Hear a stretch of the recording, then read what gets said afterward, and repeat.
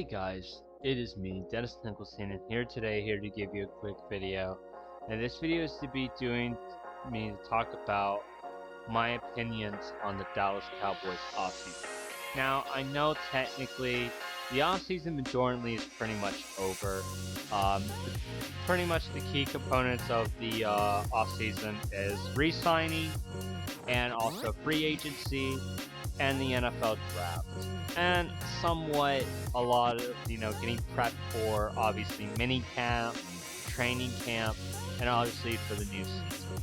And there is a lot that did happen in the offseason that I do want to actually kind of talk about, and I think that is very important to kind of discuss. So I'm gonna go by piece of the big obviously key components of what I think about the offseason and all of that. One of the biggest things that I think the people are still pissed about, and I can somewhat agree, but also I can see where the Cowboys are coming from, is definitely our advances in free agency. We didn't really do a lot in free agency. I mean, we signed a ton of players that we had. The only two players that we really got were James Washington and Dante Flower, which, I mean, don't get me wrong, are, I think, good addition players to the team. I mean, James Washington definitely adds to our wide receiver depth, and obviously getting an edge like Dante Flower to obviously replace Randy Gregory, which I will get into about everything about Randy Gregory and all of that. But I think that was one of the biggest, negatives, is that I just feel like the Cowboys were very conservative when it came up to obviously signing. Now, a lot of that could be that they want to save cap room for next year to make some bigger purchases. I don't know what the Cowboys' game plan is with this conservative saving. I hope they don't keep being conservative, because I've seen the Cowboys be conservative and it didn't work. I think, I'd rather here or there see the Cowboys take a bit of a gamble on a player. And I think, what I think really makes people pissed is that, we have many opportunities to get players like Von Miller. Tyrann Mathieu was still in the free agency. No one picked him up. And just a ton of guys that we could have gotten in. It just seemed like we weren't really pushing for them, and it really pissed off a lot of Cowboy fans, and it pissed off me, because I felt like we could have gotten at least one of those guys. I would have been okay with just one. But, we got none of them. We just got, some underlying free agents. I think for okay, solid deals, I mean, obviously we need, some players, and obviously it's good to re-sign some of the guys that you currently have.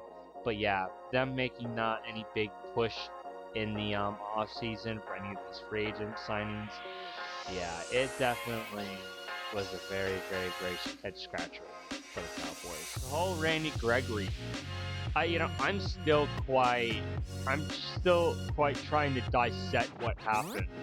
But from what we could best gather is that the Cowboys offered a deal that, from originally from the agent, was a good deal. And that the agent, I guess, agreed to the deal, I think without Gregory's know-how. And, and it was all set. The Cowboys thought we signed him. And, we basically made the announcement that we signed him. Well, it turns out that Gregory did not want to sign with us, and that shows he signed with the Denver Broncos.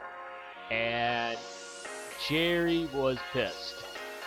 And that's an understatement about the lackability of communication with the front office and Randy Gregory. And I think a lot of people, obviously not only afraid to see, but definitely with this situation with Randy Gregory, had definitely raised a couple eyebrows with the front office and their ways of dealing and their way of doing things, and basically I think the lack of communication. Because I think if they were very communicative and literally sat down with Randy Gregory asking okay, what did Denver offer you? And he says, oh, Denver offered blah blah blah. And then you just negotiate with saying, okay, we'll offer you more of guaranteed money than they would offer. So I feel like the Cowboys, yet again, as they did with free agency, I don't think they made a push to re-sign Randy Gregory. And I feel like Randy Gregory looks at that point of view, oh, if you're not going to make a push for me, I'd rather go to a team that I know I can succeed with and that will make a push for me. And Denver Broncos, I think, was that team because Russell Wilson went over there, Bradley Chubb is over there, and I don't blame Randy Gregory by any means of going. I think, he has a lot of potential over there, and I can understand why he left. But it was definitely a hard pill to swallow, because then it's like, great. Instead of building the holes that we need to build, we just pretty much open a new hole and all of that. So, yeah, the Randy Gregory situation definitely was a big eye-opener of how the front office works with the Cowboys, and how I feel like the Cowboys definitely don't handle very well certain situations of contract negotiations. Now, Stephen Jones has actually been always under controversy.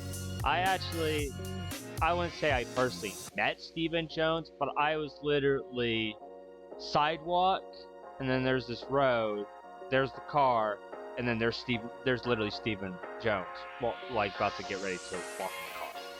So I witnessed, and pretty much saw Stephen Jones go in the car with his father. And I don't like to ever make assumptions on a person, but he did make a lot of comments about the offseason and basically how they're trying to basically work the free agency, how their mindset is for that offseason. And it pretty much pissed off a lot of people, which a lot of people have their opinions on Stephen Jones. And Stephen, seems like, he's trying to say and like try to justify why they're not making big moves, when the Cowboy fans are like, we want you to do something, alright? We didn't go to we didn't make much of a big playoff push. But at least the thing you could do is build some squad players on this team and go for another contention. And I feel like, Cowboys definitely lacked, I think the basic buying power of like a team like the Los Angeles Rams, for example. I think, not only bringing back the players that they had, but bringing the players like Bobby Wagner, and, a lot of potential with that team. So, I mean, it's definitely interesting. It's gonna be intriguing what we will be seeing with the Cowboys when it comes so far of how their decisions had effect. Because if we miss the playoffs, man, I'm not gonna only blame this on Mike McCarthy. I'm gonna blame this on, that we should have been a little bit more aggressive in the offseason. And I think Stephen Jones is probably gonna take the flipping bullet / fall on the sword when that side effect happens. But we'll see. I think, again, it's just all up to if the Cowboy fans are, are going to be able to handle it well. Now, obviously, the last part is the NFL draft. The NFL draft is basically the defiance. It's like, okay, didn't do much in the free agency. This is where it's your chance to really get some pieces. And I feel like the Cowboys definitely did pretty good on the draft. I think their first 3 picks are very good, solid picks. I love Sam Williams' pick. I love the Tyler Smith pick. And I love Jalen Tolbert. These guys have a lot of potential. And then after those guys, we start getting into players that have question marks, like Jake Ferguson, Matt Waterloo, DeAndre Bland. But then we have a player like Damian Clark that I think if he could get fully healthy and he could be a good to go for the 2023 season, then I think it was a steal of a pick. And then we have a guy that's, pretty solid in John Ridgeway. That yet again, we get back to a guy like Devin Harper that yet again I think he's just a special teams guy that is not going to really have any much playing time. So it was I think a solid draft. I gave the Cowboys draft, I think overall a C-, C+. We didn't quite hit the B that I think we would if we had maybe gotten a better player. If we maybe did better in the mid 4th to 5th round, maybe got another better baller player, I probably would have pushed to maybe give the Cowboys a B. But we just had such a very mixed bag in the middle rounds that I just think, it's very, very tough to kind of dissect. And I just think if we just have to have an overall discussion, I think this Cowboys offseason has been very up and down, and I think it's going to be very interesting to see how it all unfolds into the 2022 to 2023 season. So I'm very intrigued. I hope you guys, if you have any questions, please leave them down below. I'm willing to answer them. Hopefully, maybe eventually when I start building this fan base a lot more, I can start having Q&As with you guys because I would love to to have your feedback as not only as just a watcher but as obviously as a football fan slash Cowboy fan. But anyway, this is Dennis Nicholson signing out. Peace.